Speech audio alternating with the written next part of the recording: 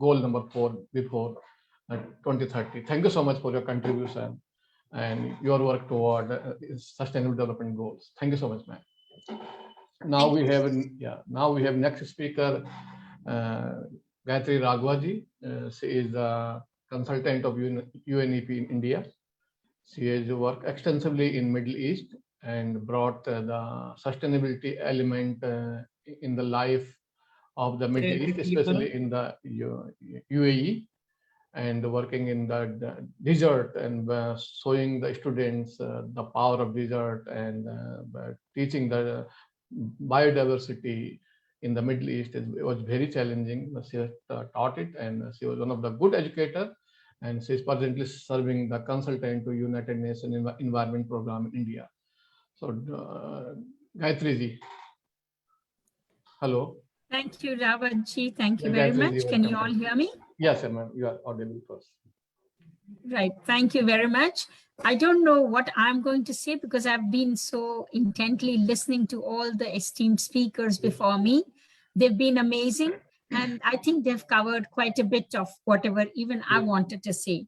So I'm just going to leave some thoughts with you. I am not highlighting on all the programs that we are doing under UNEP in India, especially with schools and colleges, but I would rather go on a little track and be a little reflective in my conversations with you.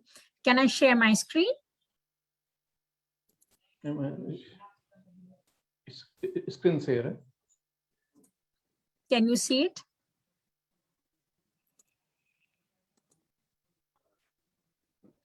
Can you see my screen, please? Yes, ma'am. Right.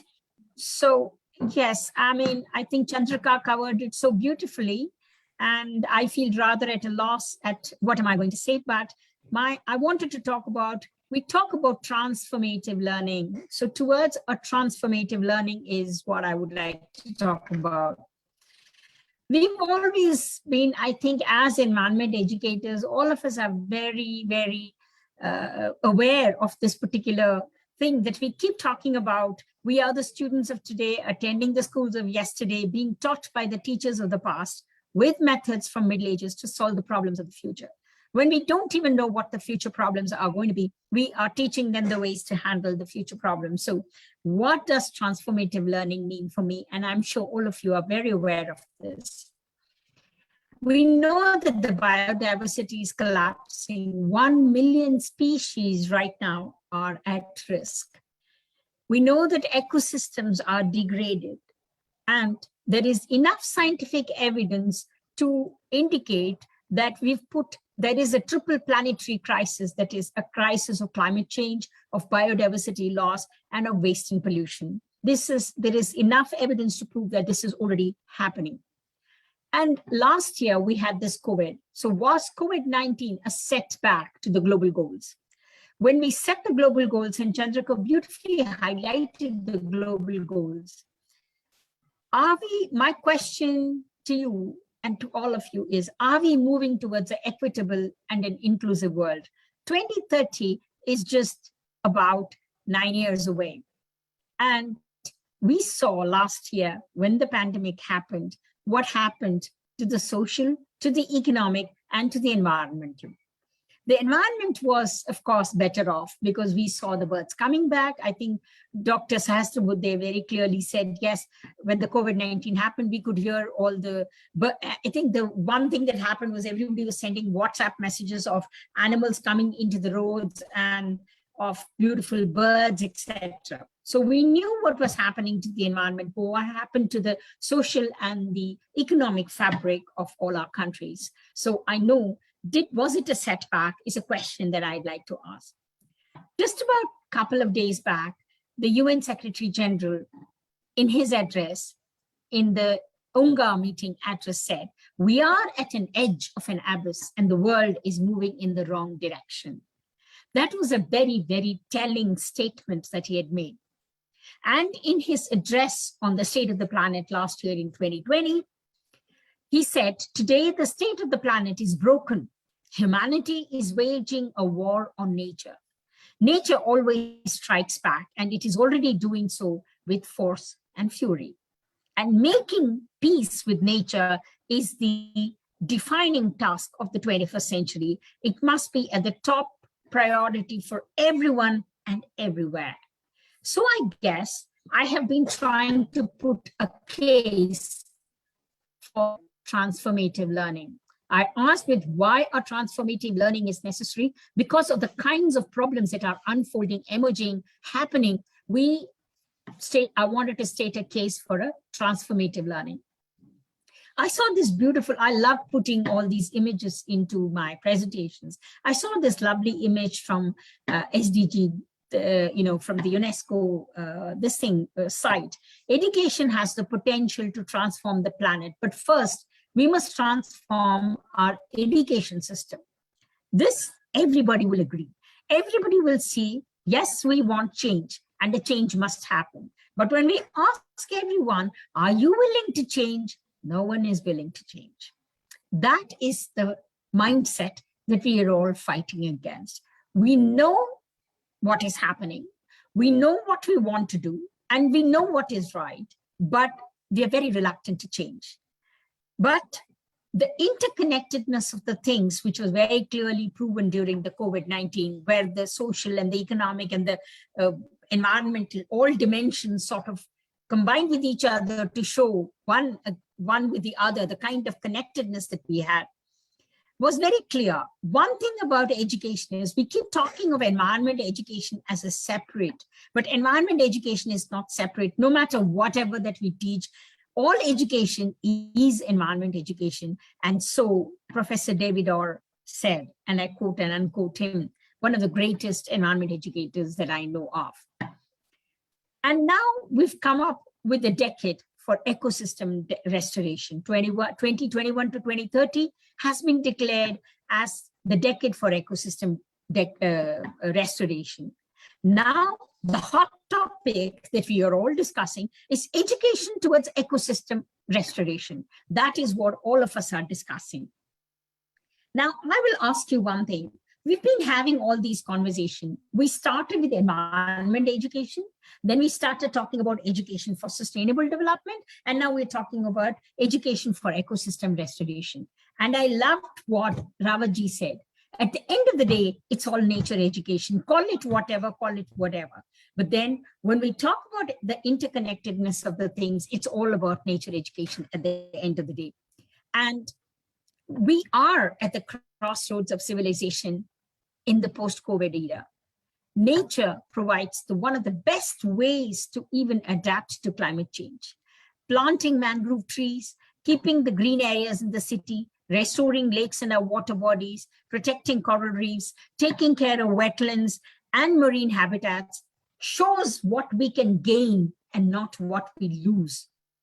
It benefits both the society and nature. Children and youth were the hardest hit due to COVID, and we don't even comprehend how much they were hit. This was not only the physical and the mental health, but also their learning, their play, everything has been greatly compromised. Environment education often reinforces the gloom and doom scenario and talks about the degradation of the environment and what we have done wrong.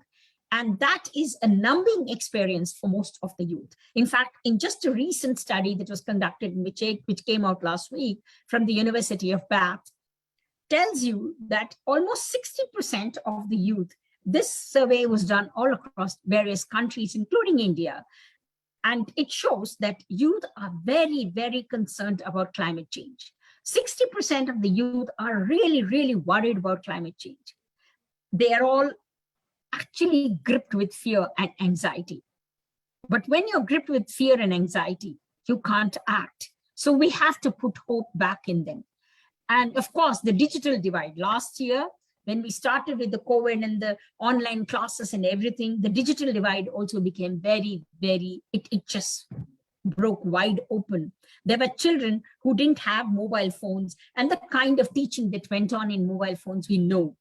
There was some good things happening because of the digital revolution that happened, and the digital divide showed the other side of it, the ugly side of it, where the children couldn't get any access. Education towards ecosystem restoration provides a great opportunity to reconnect young once again with nature. Somewhere along the line, when we started with environment education, we started with field education, we started with conservation, we started with all of that.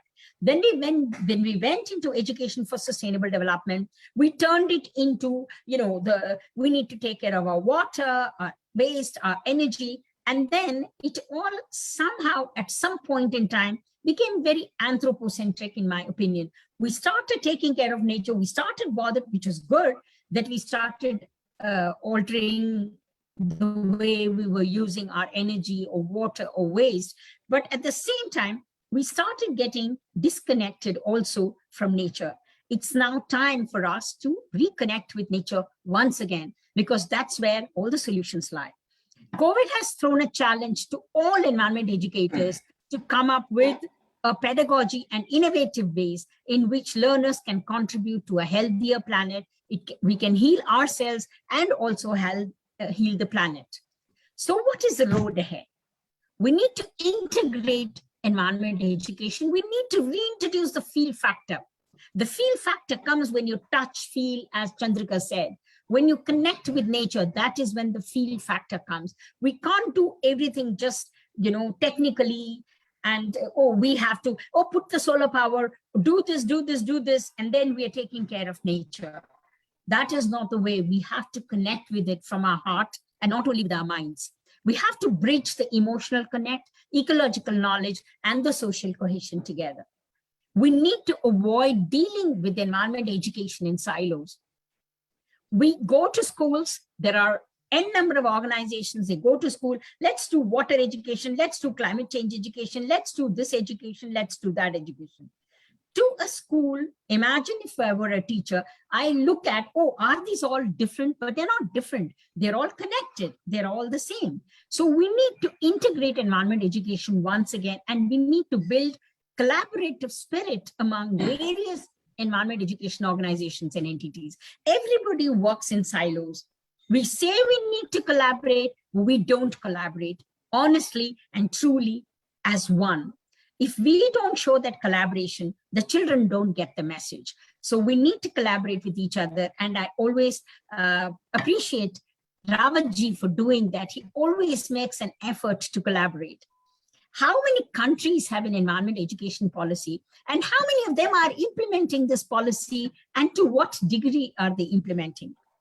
Youth and community always features in all the multilateral agreement. Everywhere there is that youth and education there, capacity building there. But we need dedicated resources and commitment around it. It's not enough to say we need to capacity build youth, we need to do this with the youth, we need to do that with the youth. But we need to ensure that we put in resources, both manpower and budgets, and build some commitments around this as well. At the end, when it comes to the planet, we have to think of a big picture. Education must teach people to think collectively and not individually. We have to work together. And with that, I will say thank you to all of you.